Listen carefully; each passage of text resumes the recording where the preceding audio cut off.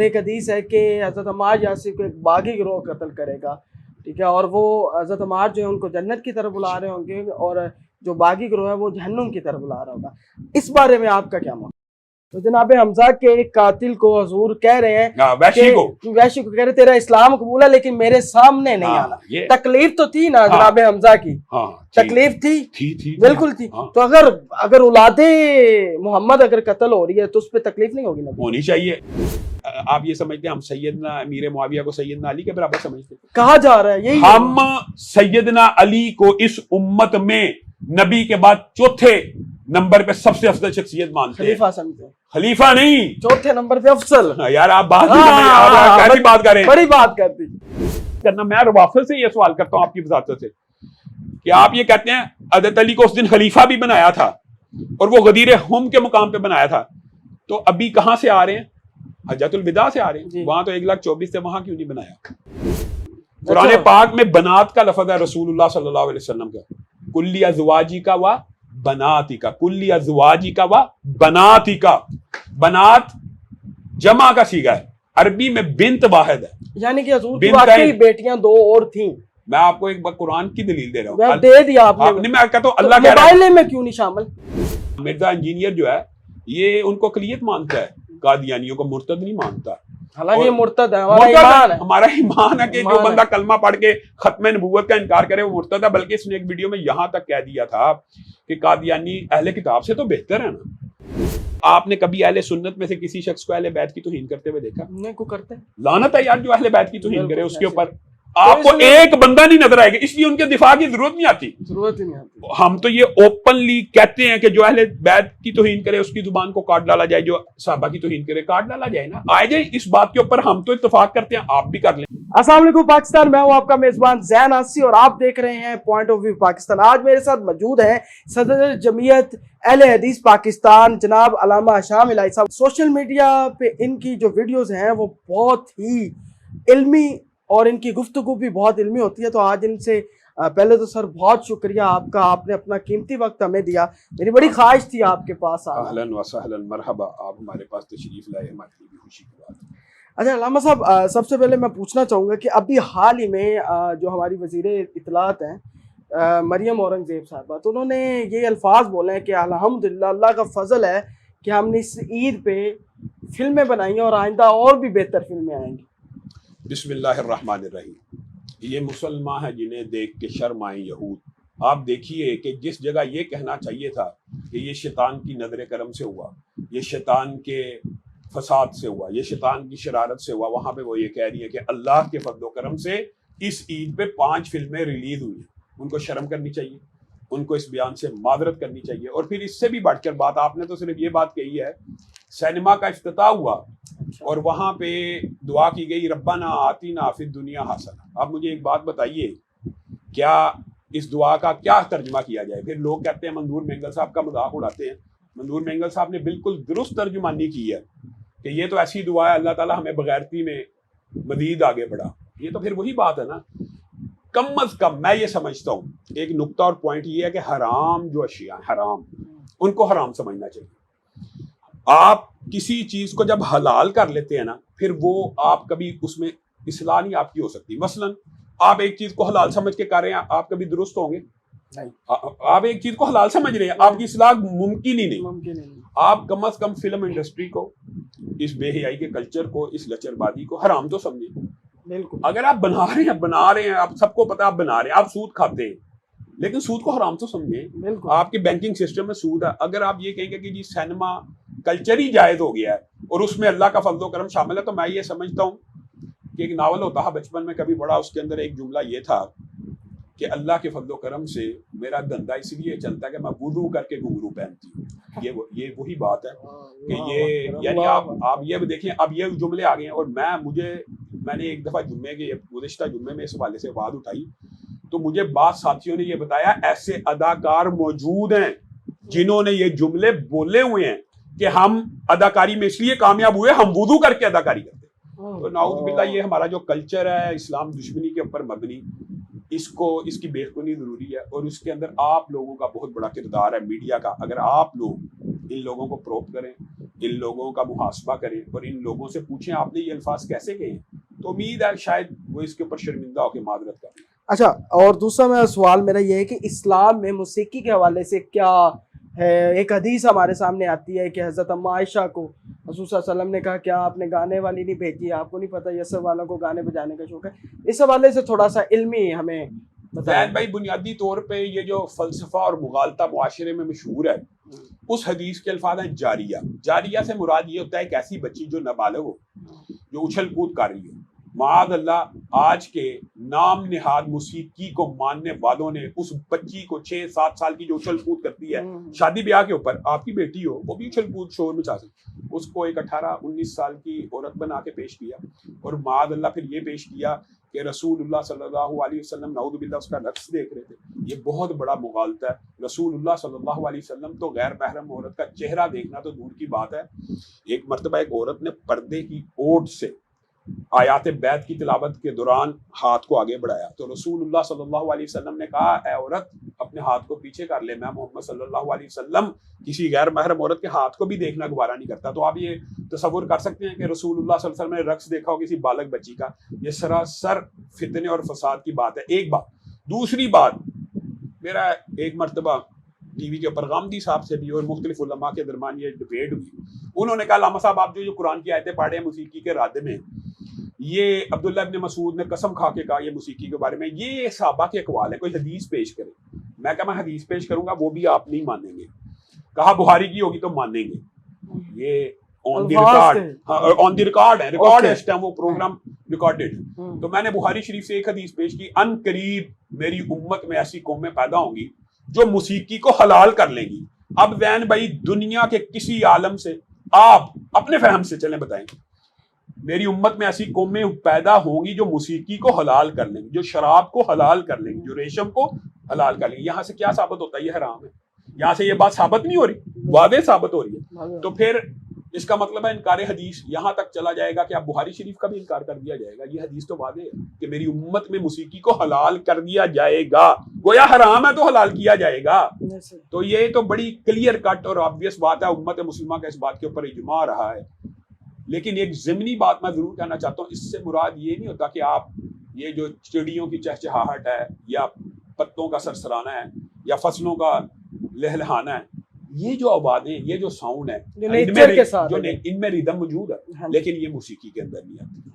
یہ جائز ہے، یہ جائز ہوگا۔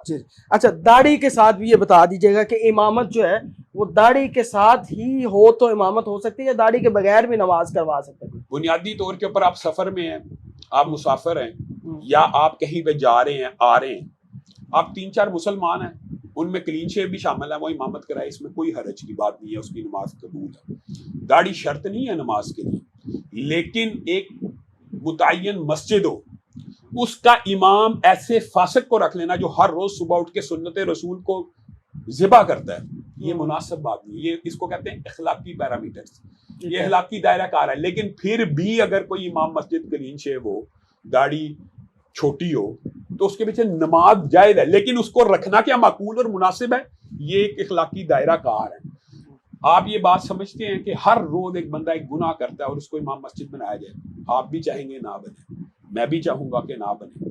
اگر وہ گناہ ظاہری ہو کہ داڑھی منڈوانا، بہرحال رسول اللہ کی سنت ہے نا، اس کو ذبح کرنا کوئی چھوٹا جرم نہیں ہے۔ ہر روز صبح اٹھے بندہ اس کو ذبح کر رہا ہے، یعنی رسول اللہ کی سنت کو ذبح کر رہا ہے، تو ایسے آدمی کو امام مسجد نہیں بنانا چاہیے۔ لیکن یہ فتویٰ دے دینا کہ اس کے پیچھے نماز نہیں ہوتی، یہ بات درست نہیں ہے، نماز ہو جاتی ہے، کیونکہ فاسق کے پیچھے نماز ہو جاتی ہے۔ لیکن جو عادی فاسق ہونا، اس سے احتراز علماء نے، محدثین نے ابواب بندی کی ہے۔ ایک بندہ عادی مجرم ہے، اس کے پیچھے نہیں ہونی چاہیے۔ اچھا علامہ صاحب، آج کل نا مغربی دنیا میں اسلامو فوبیا بہت پھیل چکا ہے۔ حالیہ دنوں میں سویڈن کے اندر آپ نے دیکھا قرآن پاک کی بے حرمتی کی گئی اس ملعون کی جانب سے۔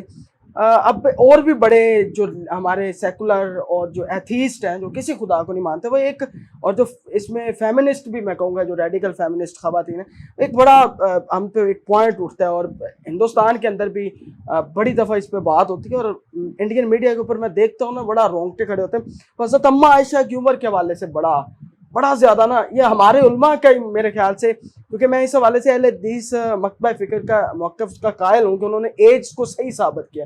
اس حوالے سے تھوڑا سا ہمیں کلیئر بتا دیں کہ حضرت اماں عائشہ کی عمر کیا تھی شادی کے وقت، وہ جو ہمیں بتایا جاتا ہے کہ 6 سال تھی 9 سال تھی، اور اس پہ باقاعدہ وہ کہتے ہیں جی دیکھیں جی آپ کے نبی نے یہ کیا، ٹھیک ہے، اور خاموش کروا دیا گیا، اور ان کا نام جو ہے وہ مسجد کی میناروں سے آتا ہے. تو یہ اس طرح کے الفاظ ہمیں بڑی تکلیف دیتے ہیں. یہ تو بڑے رقیق اور بےہودہ الفاظ ہیں. یہ جو آپ نے عورت مارچ کے حوالے سے بات کیا، آپ کو پتہ ہے یہ انہوں نے ایک بار مرتبہ دو مانی یہ نعرہ بھی لگایا تھا. یہ بات آپ کی درست ہے، ویلڈ ہے، لیکن اسلامی شریعت جو ہے آسمان سے نازل ہوئی ہے، اس کے اندر میری اور آپ کی رائے کی کوئی اہمیت نہیں. کوئی نہیں. اگر میں ایک ایسے کلچر سے تعلق رکھتا ہوں، مثال دے رہا ہوں، جس میں شراب پینا مجھے گناہ نہیں لگتا تو اس سے شراب حلال نہیں ہو جائے گی. زنا مجھے جرم نہیں لگتا تو زنا حلال نہیں ہوتا. چوری، سود، تجارت کے اندر مجھے برا نہیں لگتا، اس سے حلال نہیں ہوتا. اسی طرح رسول اللہ صلی اللہ علیہ وسلم کی شریعت میں خیار البلوغ کا ایک چیپٹر ہے، ایک فقہی باب ہے. وہ یہ ہے کہ بچے اور بچی کا نکاح ہو سکتا ہے لیکن ان کی رخصتی بالغ ہونے کے بعد ہوگی. اب مجھے ایک بات بتائیں، اسلام میں بلوغت معیار ہے، اہلیت معیار ہے. اگر ایک عورت بالغ ہو گئی ہے، اس کی عمر چاہے 9 سال ہے 10 سال ہے، وہ 11 سال میں بالغ، ایک بچی بالغ ہی 16 سال میں نہیں ہوئی. بالکل. ایک بچی 9 سال میں بالغ ہو گئی ہے، یہ ہو سکتا ہے میڈیکلی، میڈیکلی تو پروون ہے ہی ہے. بچیوں کے اتنی عمر میں بچے ہوتے ہیں. صحابہ کی بہت سے صحابہ کے اب واقعات ہیں جن کی 11 سال 12 سال کی عمر میں شادیاں ہوئی ہیں، لیکن اس کے اندر ہے صلاحیت. ایک بچہ 12 سال میں بالغ ہو جاتا ہے. آپ پاکستانی معاشرے میں آج ہم جس معاشرے کو سمجھتے تھے کہ ہماری بلوغت کی عمریں کچھ لیٹ ہیں، اب پاکستانی معاشرے میں آج کل سروے کروا لیں. میں نے ڈاکٹر میرے ہوتے ہیں، میں اکثر پوچھتا رہتا ہوں، اس ٹائم 12 سے 13 سال کے بچہ بالغ ہو جاتا ہے پاکستان میں بھی، اور اس ٹائم پاکستان میں بھی 10 سے 11 سال کی بچی بالغ ہو جاتی ہے. کسی دور میں ہم یہ سمجھتے تھے یہ بلوغت کی عمر 15-16 سال ہے، ہمارے جب بچپن تھا، اور یہ 18 سال ہے. تو بنیادی طور پہ اسلام میں یہ بلوغت کے بعد رخصتی کے اوپر اعتراض کرنا لگا ہوا ہے. جب اللہ رب العزت نے مرد کو بنایا، اللہ رب العزت نے عورت کو بنایا، جب اللہ نے اس کے اندر یہ استعداد پیدا کر دی کہ وہ بچہ پیدا کر سکتا ہے، تو اس کے نکاح کے اوپر اعتراض کرنا تو یہ میڈیکلی، عقلی، منطقی ہر لحاظ سے غلط بات ہے کہ اللہ نے اس کے اندر وہ صلاحیت پیدا کر دی ہے، تو پھر اعتراض کیسے؟ اچھا، ایک اور علامہ صاحب آپ کے حوالے سے میں نے پوچھنا تھا آپ سے، بڑی علمی فائدہ ہمیں آ گئے آپ کے پاس. تو ایک تو حضرت عمار یاسر والی حدیث بیان کی جاتی ہے، اور آج کل سوشل میڈیا اور محرم چل بھی رہا ہے، اور ایک حدیث ہے کہ حضرت عمار یاسر کو ایک باغی گروہ قتل کرے گا، ٹھیک ہے، اور وہ حضرت عمار جو ہے ان کو جنت کی طرف بلا رہے ہوں گے، اور جو باغی گروہ ہے وہ جہنم کی طرف بلا رہا ہوگا. اس بارے میں آپ کا کیا موقع ہے؟ وہ باغی گروہ کون سا؟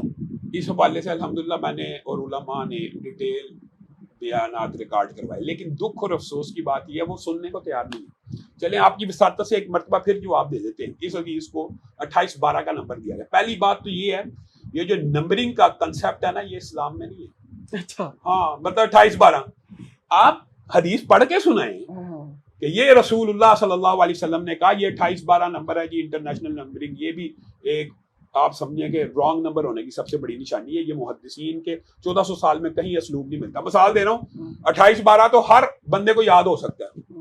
اصل بات تو یہ آپ حدیث یاد کرو. آپ اتنی دفعہ حدیث پڑھیں کہ لوگوں کو حدیث یاد ہو جائے، بجائے یہ کہ نمبر یاد ہو. اب حدیث کے جو واضح الفاظ ہیں، دیکھیں، حدیث کی وہ تشریح مانی جائے گی جو رسول اللہ نے کی، حدیث کی وہ تشریح مانی جائے گی جو صحابہ نے کی. حدیث کے الفاظ ہیں کہ عمار کو ایک فیہ باغیہ قتل کرے گا. عمار انہیں جنت کی طرف بلاتے ہوں گے اور وہ انہیں جہنم کی طرف بلاتا ہوگا.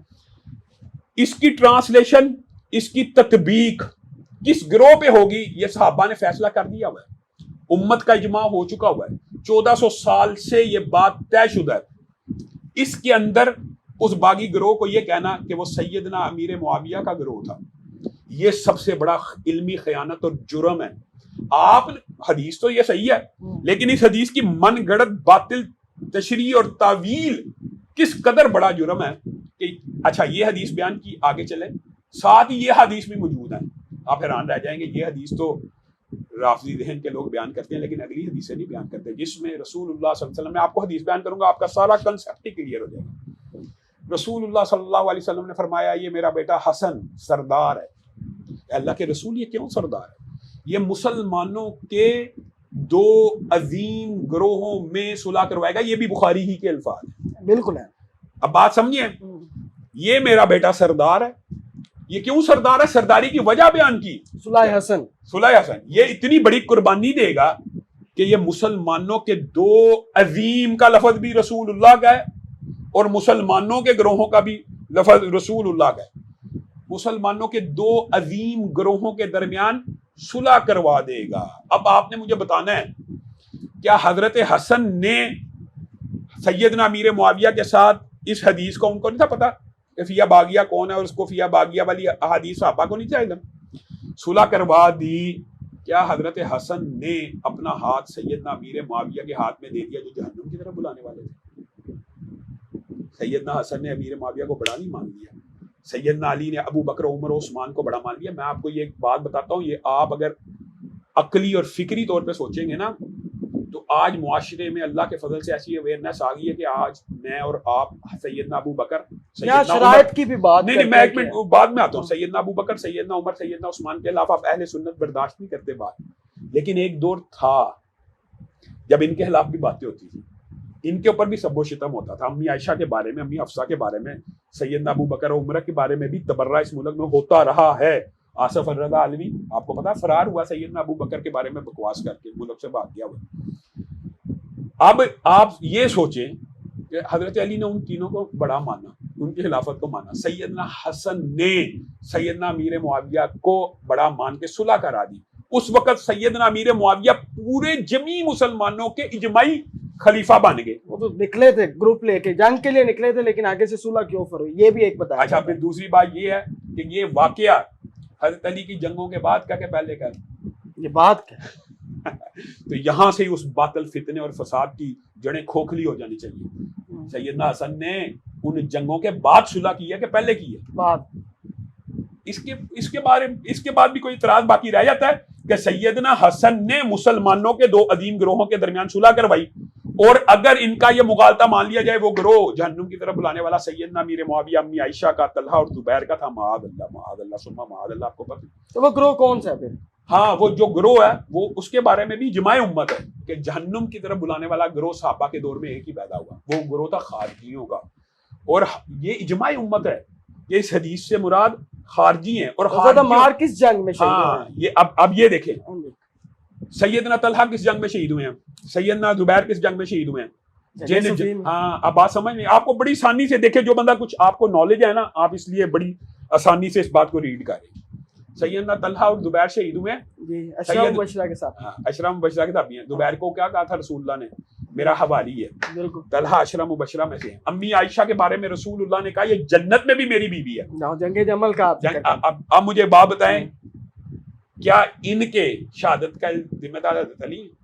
اس میں مولا علی کے حوالے سے وہ بتایا جاتا ہے کہ جس نے کیا پیچھے جا کے شہید, اور حضرت علی نے کہا کہ تو جہنمی ہے, چلا جا نکل. حضرت علی کے پاس سارے مبارک لے کے آیا اور اس امید سے آیا کہ حضرت علی مجھے خوشی سے انعام دیں گے. لیکن تو سیدنا علی نے کہا تجھے جہنم کی بشارت ہو. ہاں بالکل ایسی ہے, کیونکہ میں نے رسول اللہ سے سنا ہر نبی کا ایک حوالی اور میرا حوالی وہ مولا علی کے گروپ میں تھا, لیکن اس کی فکر کیا تھی؟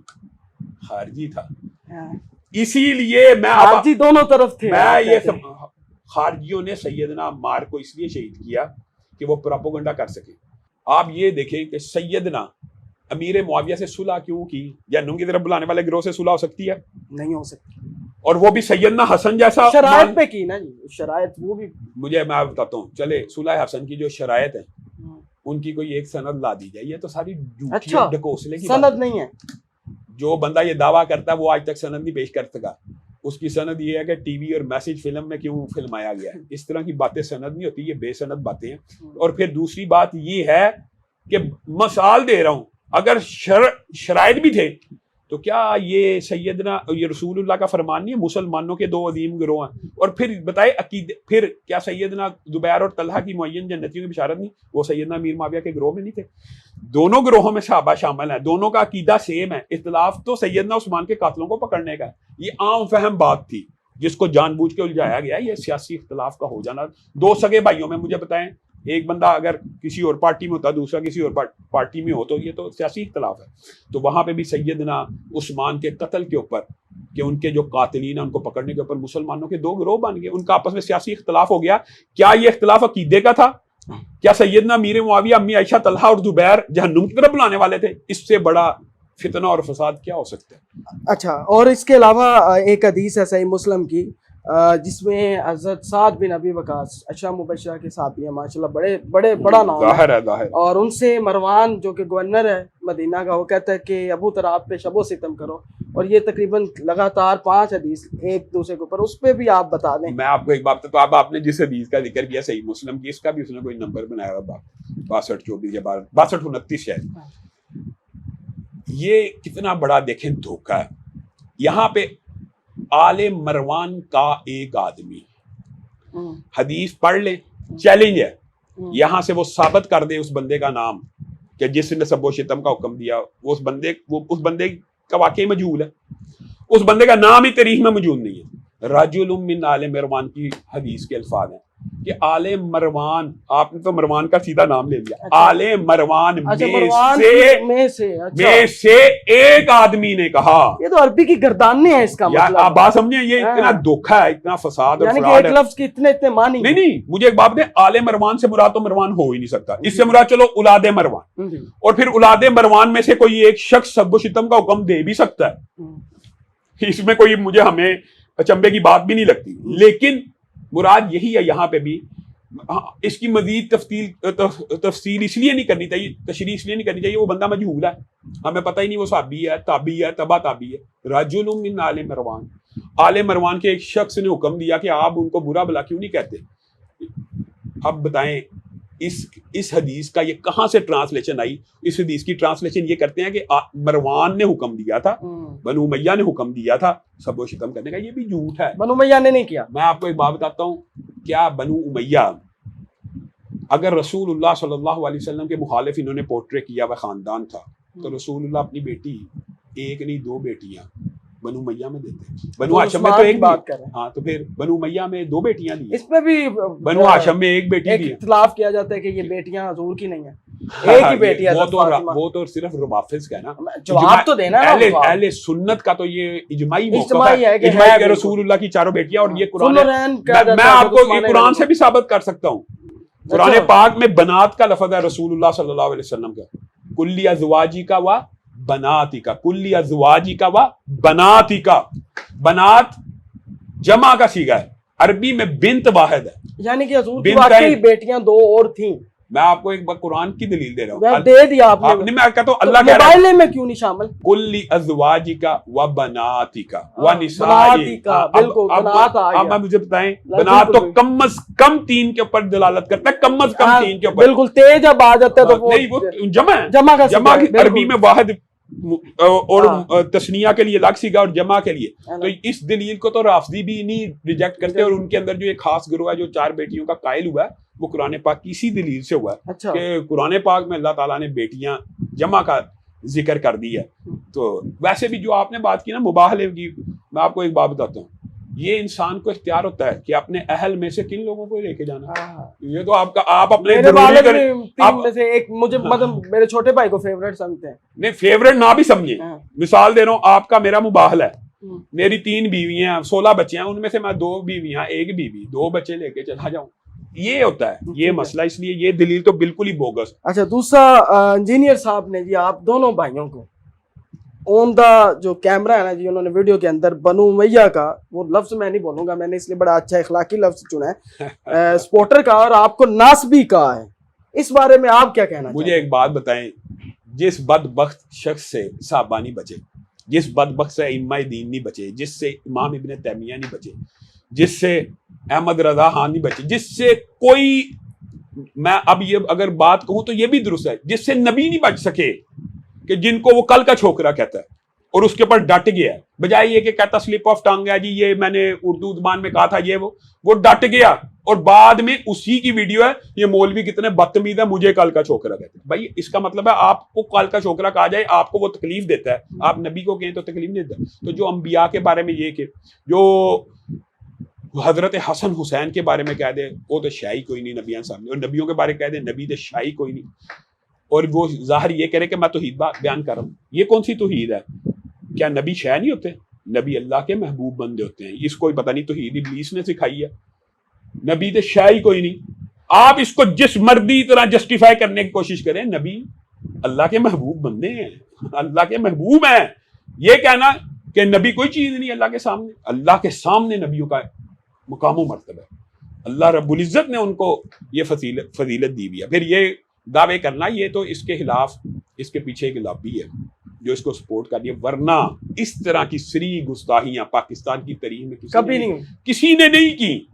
اور اہل سنت کا چوگا اوڑھ کے یہ اپنے آپ کو ایک سیف پیسیج دینے کی, اور ایک خاص یہ دو لابیوں کا نمائندہ بنیادی طور پہ, ایک رافضی فکر کی خاص لابی کا حصہ ہے جس کی اس کو پوری کی پوری سپورٹ حاصل ہے. دوسرا یہ قادیانی فکر کی ایک لابی کا حصہ ہے. تو بڑا دعویٰ کر رہا ہے قادیانی والا. آپ نہیں, یہ تو اجماعی اب دعویٰ ہو چکا. آپ کسی بھی اہل سنت کے مکتبہ فکر سے, کیونکہ اس نے قادیانیوں کے بارے میں بھی بڑی زیادہ سہولت کاری, اور اس کی بہت سی ویڈیوز اس بات کے اوپر دلالت کرتی ہیں کہ میں ان کو بھی بڑے مارجن دوں گا. وہ تو آپ کے رسول کو مانتے ہیں, اہل کتاب سے تو بہتر ہوئے معاذ اللہ. آپ یہ بتائیں کہ قادیانی مرتد ہے, اور وہ ان کو اقلیتوں کے زمرے میں لیتا ہے. مرزا غلام اقلیتوں کے, ہاں, مرزا انجینئر جو ہے یہ ان کو اقلیت مانتا ہے, قادیانیوں کو مرتد نہیں مانتا. حالانکہ یہ مرتد ہے, ہمارا ایمان ہے کہ جو بندہ کلمہ پڑھ کے ختم نبوت کا انکار کرے وہ مرتد ہے. بلکہ اس نے ایک ویڈیو میں یہاں تک کہہ دیا تھا کہ قادیانی اہل کتاب سے تو بہتر ہے نا, یعنی اہل کتاب سے بدتر ہیں. اہل کتاب میں تو شادیاں جائز ہیں, اہل کتاب کے ساتھ تو معاملات اور تعامل کا حکم ہے. مرتد کے لیے تو تلوار ہے, مرتد کے لیے تو قلعہ کم ہے, اور اسلامی ریاست تو ان کے لیے کم از کم سزا جلا وطنی ہے. ان کو اقلیتوں کے حقوق کب ملیں گے یہ بھی یاد رکھیے. بات آئی ہے ضمنی طور پہ, کسی بھی کافر کو اقلیت کے حقوق تب ملتے ہیں جب وہ اپنے آپ کو الگ مذہب یا الگ دین شو کرے. ایک بندہ, ایک مثال دے رہا, ایک پیپسی کی بوتل ہے, اس کی کاپی بنا کے پاکستان میں کوئی پیپسی بیچے گا, اس کے خلاف پرچہ ہونا چاہیے کہ نہیں؟ کوکو کولا کی. بالکل. اب یہ جو غیر مسلم اپنے آپ کو جب تک کہیں گے نا ہم مسلمان ہیں, یہ مرتد رہیں گے.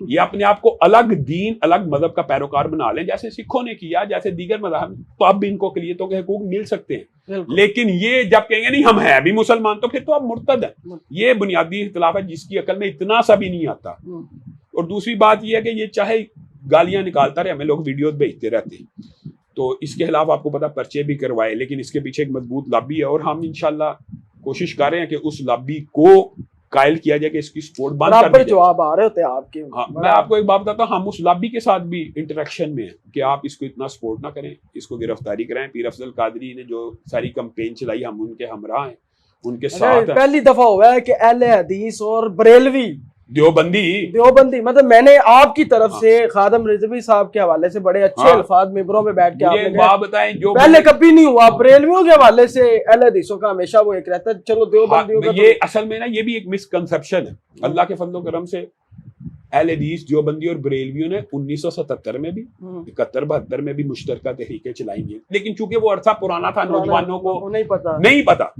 اکٹھے مال روڈ پہ شہادتیں دی, اکٹھے ختم نبوت کے لیے تحریک نظام مصطفیٰ اکٹھے شہادتیں دی. اس کا مطلب یہ ہے کہ یہ ایک جھوٹ, یہ وہ بھی اسی نے گڑا ہوا ہے کہ کبھی نہیں ہوا. یہ ہم دفاع صحابہ میں, دفاع ختم نبوت میں, دفاع قرآن اور حرمت رسول میں ہمارے تینوں مسالک میں کوئی اختلاف نہیں. دفاع اہل بیت, دفاع اہل بیت میں وہ اچھا اہل بیت کا میں اس لیے چلیں سکپ ہو گیا کہ آپ نے کبھی اہل سنت میں سے کسی شخص کو اہل بیت کی توہین کرتے ہوئے دیکھا؟ نہیں کو کرتے. لعنت ہے یار جو اہل بیت کی توہین کرے, اس کے اوپر آپ کو ایک بندہ نہیں نظر آئے گا, اس لیے ان کے دفاع کی ضرورت نہیں آتی. ہم تو یہ اوپنلی کہتے ہیں کہ جو اہل بیت کی توہین کرے اس کی زبان کو کاٹ ڈالا جائے, جو صحابہ کی توہین کرے کاٹ ڈالا جائے نا. آئے جائے اس بات کے اوپر, ہم تو اتفاق کرتے ہیں, آپ بھی کر لیں. اجماع امت ہے, اجماع امت. اور اس لیے میں یہ کہتا ہوں کہ یہ اس کی گالیاں نکالنے سے کوئی فرق نہیں پڑتا, اور یہ بخلا گیا. جب یہ آخری شعلہ ہوتا ہے نا تو موم بتی کا بھی ٹمٹماتا ہے, آخری لو چراغ کی بھی پھڑپھڑاتی ہے. یہ اس کی اب جاتی بہاریں ہیں, اور انشاءاللہ اس کے اوپر بڑا سخت ہاتھ پڑنے والا ہے. یہ میں آپ کو بتاتا ہوں, چند جو افسران ہوتے ہیں نا وہ ہمیشہ کے لیے نہیں ہوتے. جیسے خدا بخش قادیانی نے اس کو سپورٹ کیا, اس کے علاوہ 5000 درخواستیں تھیں. اس نے بہت قادیانی تھا, ڈائریکٹر ایف آئی اے لگ گیا, اس کی فیور ہوگی. آج کل 1-2 افسر ہیں جو اس سیٹ کے اوپر ہیں کہ جو اس کی فیور کر رہے ہیں. جیسے ہی وہ آگے پیچھے ہوں گے, اس کے علاوہ مقدمے بھی ہوں گے, اس کے اوپر تو انر سالت کا پیر افضل قادری کا پرچہ بھی ہوگا, 295 سی بھی لگے گی. اچھا علامہ صاحب, حضرت علی کے حوالے سے ایک حدیث ہے کہ علی سے وہی محبت کرے گا محبت مومن ہوگا اور وہی بغض کرے گا جو منافق ہوگا. یہ آپ مانتے ہیں؟ بالکل صحیح ہے. حضرت معاویہ کے بارے میں بھی کوئی ایسی حدیث ہے کہ جو بغض معاویہ میں ہے وہ مومن نہیں؟ تو اس حوالے سے بتائیے گا. اسپیسیفک ہے. میں آپ کو ایک بات ہاں صحابہ کے بارے میں یہ صحابہ نہیں صرف حضرت معاویہ جیسے حضرت علی کو اسپیسیفک کیا گیا. ہر صحابی کے بارے میں ہے یہ, لیکن یہ اعزاز ہوتا ہے کہ حضرت علی کا نام لے کے کیا, باقی کا نام لے کے نہیں کیا. دوسری بات یہ سن لیں تو پھر مولا علی اور حضرت معاویہ جو برابر سمجھتے ہیں. لا حول ولا قوت الا باللہ. جو میں آپ کو یہ دیکھ لیں علامہ صاحب کا, میں آپ کو ایک بات بتاتا ہوں. یہی جہالت ہے جو معاشرے میں عام ہے کہ آپ یہ سمجھتے ہیں ہم سیدنا امیر معاویہ کو سیدنا علی کے برابر سمجھتے ہیں. کہا جا رہا ہے یہی ہم سیدنا علی کو اس امت میں نبی کے بعد چوتھے نمبر پہ سب سے افضل شخصیت مانتے ہیں. خلیفہ سمجھتے ہیں. خلیفہ نہیں, چوتھے نمبر پہ افضل. یار آپ بات کیسی بات کریں, بڑی بات کرتی. ہمارے نزدیک صحابہ کی جو ترتیب ہے اہل سنت کی اجماعی وہ بھی سن لیں. وہ 10,000 جو فتح مکہ میں تھے وہ عظیم ترین کن لوگوں سے؟ ان لوگوں سے جو حجۃ الوداع کے 1,24,000 تھے. ان میں سے یہ 10,000 زیادہ افضل ہیں, اور ان 10,000 میں سے وہ 1,400 افضل ہیں جو صلح حدیبیہ میں تھے, اور ان 1,400 میں سے وہ 313 افضل ہیں جو بدر میں تھے, اور ان بدریوں میں سے وہ 10 افضل ہیں جو عشرہ مبشرہ ہیں. اور ان عشرہ مبشرہ میں کائنات میں نبی کے بعد اگر سب سے افضل ہیں تو وہ ابو بکر ہیں, پھر عمر ہیں, پھر عثمان ہیں, پھر علی ہے. سیدنا امیر معاویہ کا یہ مقام و مرتبہ ہے سیدنا علی کے بعد. وہ واحد انسان ہے جس کے پر پوری امت جمع ہوئی. یہ مقام چھوٹا نہیں ہوتا. اس کا مطلب یہ نہیں کہ سیدنا امیر معاویہ کی الگ فضائل نہیں. رسول اللہ صلی اللہ علیہ وسلم, ہم کہتے ہیں کوئی پیر صاحب دعا دے دے, کوئی ولی دعا دے دے, کوئی صحابی دعا دے دے تو مقام مرتبہ بن جاتا ہے.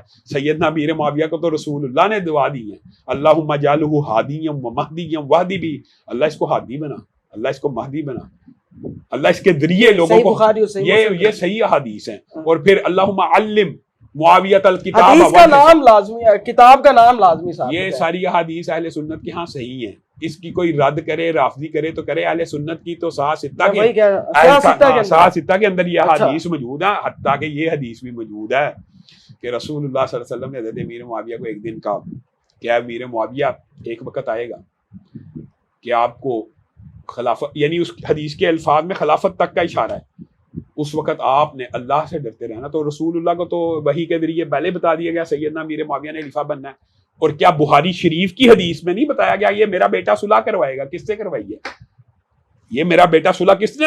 بالکل مولا حسن نے کروائی ہے.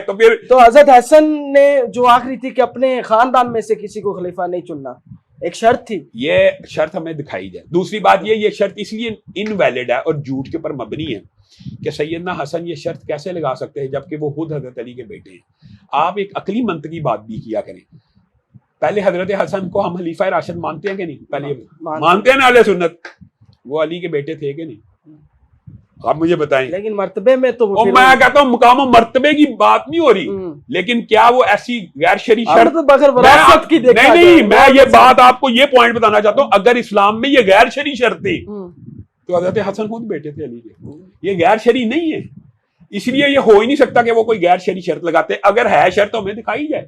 ٹھیک ہے, اس کا جواب کیا ہے؟ غیر مستند روایات ہیں ان کے پاس تاریخ کی کتابوں میں سے. اچھا, اور اس کے علاوہ جو آخری غدیر خم کے موقع پہ جو حدیث آئی ہیں کہ میں 2 چیزیں تم میں چھوڑے جا رہا ہوں, قرآن اور میرے اہل بیت, ان کو پکڑ لینا. پھر مولا علی کا ہاتھ بلند کر کے من کن تو مولا, اس حدیث کو مانتے ہیں علامہ؟ میں آپ کو ایک بات بتاتا ہوں, اس حدیث کی بھی تشریحات کا یہ فرق ہے کہ اگر اس حدیث سے دوست وہ اس کو دوست کو چھوڑیں, نہیں یہ بھی چھوڑیں. میں یہ کہتا ہوں اس حدیث سے یہ ثابت کرنا کہ رسول اللہ صلی اللہ علیہ وسلم کے بعد خلیفہ بلا فصل علی ہیں, یہ کیسے ثابت ہوتا ہے؟ علی ولی اللہ تو مان سکتے ہیں نا یار. ولی اللہ تو ہم جو ایک دوسرے کو مولانا کہتے ہیں وہ کس لیے کہتے ہیں یار؟ یہ تو علی ولی ولایت سے اوپر کے مقام کے ہیں. یہ تو بات سوچنا بھی فضول ہے. جو صحابیت ہوتی ہے نا, پوری دنیا کے ولی جمع ہو جائیں صحابی کے جوتے کے برابر بھی نہیں ہوتے. آپ حضرت علی کو ولی اللہ تو صحابیت سے بہت چھوٹا, یعنی آپ کہہ رہے ہیں وہ اہل بیت میں سے ہیں, یہ مقام زیادہ بڑے ہیں. صحابی رسول ہونا, دماد رسول ہونا. سیدنا علی وہ ہیں کہ جن کے بارے میں رسول اللہ صلی اللہ علیہ وسلم مکمل کر لوں. میں ایک صرف جملہ کہتا ہوں. سیدنا علی وہ ہیں کہ ایک مرتبہ رسول اللہ بیٹھے ہوئے ہیں اور رسول اللہ نے کہا جو آئے گا اس کو جنت کی بشارت دو. ابو بکر آئے, پھر آئے جنت کی بشارت دو, عمر آئے, تو رسول اللہ نے ہاتھ کو بلند کر دیا اے اللہ اب تو علی کو بھیج، یعنی وہ آپ کو بھی جنت کی بار بار بشارت دینا چاہتے تھے.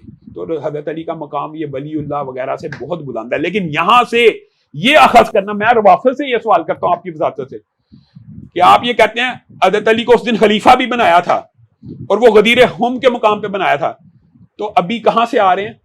حجۃ الوداع سے آ رہے ہیں. وہاں تو 1,24,000 تھے، وہاں کیوں نہیں بنایا؟ کوئی عقل کی بات کرنی چاہیے. خلیفہ والی بات نہیں کر رہا. سوال میرا سوال یہ نہیں تھا. سوال میرا یہ تھا کہ حضرت علی کو ہم مانتے ہیں. سوال میرا یہ کہ حضرت علی نے جتنی جنگیں کی ہیں، حضرت علی کو آپ حق پہ سمجھتے ہیں؟ اچھا یہ بات بھی سن لیں سیدنا یہ بھی سن لیں یہ لوگوں کے مسکنسپشن دور ہونی چاہیے. سیدنا علی اور سیدنا امیر معاویہ کے درمیان جو جنگیں ہوئی ہیں اس میں بھی اہل سنت کا اجماعی عقیدہ کہ سیدنا علی حق پہ تھے. یہ بات یاد ہے، یہ اجماعی عقیدہ ہے. یہ آپ اس عقیدے کو پکے ہیں؟ اجماعی عقیدہ ہے، کمال کر دیا. میں آپ کو یہ اجماعی عقیدہ ہے، لیکن بات یہ ہے کہ بنیادی طور پہ یہ فلسفہ سمجھنا ہوگا. وہ اجتہادی غلطی ہے. ہاں یہ اجتہادی خطا ہونا ایک الگ بات ہے. وہ ایک الگ حق پہ میں بات کر رہا ہوں کہ وہ آپ نے کہہ دیا. اچھا لیکن ایک بات یہ بھی ہوتی ہے، اس سے لوگ کئی باطل طویلات اور تشریحات کرتے ہیں کہ حق پہ تھے تو اگلا بندہ باطل تھا. اور یار اس میں طلحہ، زبیر، امی عائشہ، سیدنا امیر معاویہ وہاں پہ بھی صحابہ ہیں. ان کی اجتہادی خطا کہہ لو. تم ان کو باطل کو، تم ان کو جہنم کی طرف بلانے والا کو یہ فساد ہے. نہیں یار وہ ہے ہی نہیں، وہ جہنم کی طرف بلانے والے ہے ہی نہیں، وہ باطل ہے ہی نہیں ہے. صحابہ کو تو پورا والا کہنا ہے حرام ہے، باقاعدہ حرام ہے. اس میں اجماع امت ہے. اجماع امت ڈاکٹر طاہر القادری صاحب نے بھی تفصیلی کہہ دیا کہ اجماع امت کے علاوہ ایک حضرت عمر کے فیصلے بھی ہیں. حضرت عمر نے اپنے بیٹے کی، آپ کو پتا نا، زبان کاٹنے کا حکم دیا مقداد کے بارے میں، کیونکہ وہ صحابی نہیں تھے عبید اللہ. اور پھر دو صحابہ کی آپس میں لڑائی ہوگی، پتہ لگا ایک نے ایک صحابی کو یہ کہا تو تفتیش کی. حضرت عمر نے کہا اگر مجھے پتہ لگ جاتا نا کہ تو صحابی نہیں ہے تو میں تیری زبان کاٹ ڈالتا. اس سے مراد یہ ہے کہ صحابہ کا ایک سٹیٹس ہے. ایک سٹیٹس تو ہے، اوپر نیچے ہیں، لیکن صحابیت ایک مرتبہ ہے. ان کا آپس میں اختلاف ہو جانا، ان کا ایک دوسرے کو کہنے کا مطلب یہ نہیں ہے میرا اور آپ کا کیا سٹیٹس ہے. ہم امتی بھی پرلے درجے کے، یعنی 14ویں صدی کے. ایک تو وہ قرون اولا، نہیں ان کا معاملہ اللہ پہ کیوں؟ اللہ نے کہہ دیا کہ میں نے ان کو معاف کر دیا، میں نے ان کے گناہ معاف. حاتب بن ابی بلتہ کو حضرت عمر نے کہا میرا رسول اللہ مجھے اجازت دیجیے، میں اس کی گردن اڑانا چاہتا ہوں. جناب حمزہ کے ایک قاتل کو حضور کہہ رہے ہیں، وحشی کو کہہ رہے تیرا اسلام قبول ہے لیکن میرے سامنے نہیں آنا. تکلیف تو تھی نا جناب حمزہ کی، تکلیف تھی، بالکل تھی. تو اگر اولاد محمد اگر قتل ہو رہی ہے تو اس پہ تکلیف نہیں ہوگی نا؟ ہونی چاہیے، لیکن اس سے یہ ثابت بھی تو کرنا ہے کہ کسی صحابی نے کیا. اجماع امت ہے کہ کوئی ایک صحابی نہ سیدنا عثمان کے قتل میں ملوث ہے، نہ سیدنا حسین کے قتل میں ملوث ہے. یہ من گڑت تو جعلی بات ہے، یہ تو ہم مانتے ہیں. اچھا آپ بتائیں کہ پہلے خلیفہ کے جو مخالف تھے جنہوں نے بغاوت کی، ان کو آپ کیا کہتے ہیں؟ بغاوت نہیں کی انہوں نے، مانی نے زکات تھی. یہ بھی منکر زکات تھے، وہ باغی تھے، وہ اسلام کے باغی تھے، اور وہ اپنا نبی لے کے آگے. تو اس کا کیا نام ہے؟ مرتد مسلمہ کذاب، جس کو ویسا نہیں قتل کیا تھا اور نعرے لگائے تھے مدینے میں کہ یا رسول اللہ مجھ سے خوش رہیے گا. ٹویسٹ کر کے حقائق لوگوں کو پیش کیے جاتے ہیں. ٹویسٹ کے پہلے کا باغی یہ ہے، دوسرے کا باغی اور بھائی تیسرے کا باغی صحابی. یہ کیسی یہ جاہلانہ؟ تیسرے کا تو وہ ہو گیا نا حضرت عثمان کے قاتل، تو جو ہے وہ بلوائی ہیں. تو حضرت علی کے جو ہیں تو اس کے حوالے سے بھی تو وہی ہوگا. حضرت علی کا جو قاتل ہے جہنمی ہے. رسول اللہ صلی اللہ علیہ وسلم نے کہا کہ بدترین شخص ہے کہ علی تجھے وہ قتل کرے گا جو میری امت کا سب سے شقی القلب ہے. آپ کو کس نے کہا کہ اہل سنت ان کے قاتلوں کو اچھا سمجھتے ہیں؟ کوئی نہیں اچھا سمجھتا، کوئی اچھا نہیں. بغاوت کرنے والوں کی بات کر رہے تھے. بغاوت نہیں ہے. اچھا یہ بات ہے، وہ اختلاف ہے. بغاوت ہے کہ اختلاف میں جنگیں ہو گئی. ہاں سیاسی اختلاف میں جنگیں ہو جاتی ہیں. جنگ کی بنیاد کیا تھی؟ پھر صلح کس نے کی؟ صلح بھی تو ہوگی. اسی لیے تو بیٹا سردار تھا، اسی لیے تو سید ہے کہ صلح. بڑی ویسے تفصیلی گفتگو ہو چکی ہے آج شام علامہ صاحب کے حوالے سے. اور ایک میں آخر میں کو وظیفہ بتائیں رزق کے حوالے سے، کیونکہ میں خود آپ سے فیضیاب ہوا ہوں، تو کوئی ایسا وظیفہ بتا دیں کہ رزق جو بیچارے مایوس ہو کے بیٹھے، حالانکہ مایوسی گناہ ہے. میں اس حوالے سے رزق کی بندش ہو یا انسان یہ سمجھتا ہوں میرے پہ طویل ہو گیا ہے، میں بڑی مشکلات کا شکار ہوں. ایک بڑا آسان وظیفہ ہے جس کے اندر 5 چیزیں شامل ہیں: سبحان اللہ والحمد للہ ولا الہ الا اللہ واللہ اکبر ولا حول ولا قوت الا باللہ، اور اس کے ساتھ استغفر اللہ کی تسبیح پڑھے تو رزق حلال فراخ ملے گا، بے شمار ملے گا، مصیبتیں بھی ختم ہوں گی، غم بھی دور ہوں گے، پریشانیاں بھی دور ہوں گے، لیکن اس کے ساتھ رسول اللہ صلی اللہ علیہ وسلم کے اوپر درود بھیجنا کبھی مت بھولیے۔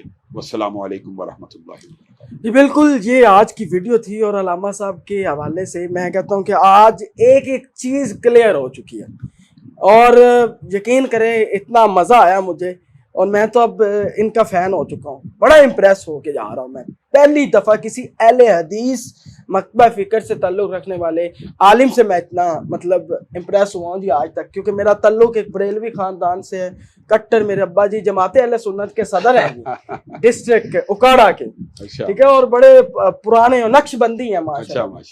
تو وہ اس لیے میں پہلی دفعہ آپ اتنا امپریس ہو کے آپ سے اس لیے جا رہا ہوں کیونکہ ایسا بندہ ملا ہی نہیں آپ کے بعد، اور آج بالکل اتنی خوبصورت ویڈیو کے بعد کہ بڑے لوگ جو ہیں وہ کلیئر ہو جائیں گے۔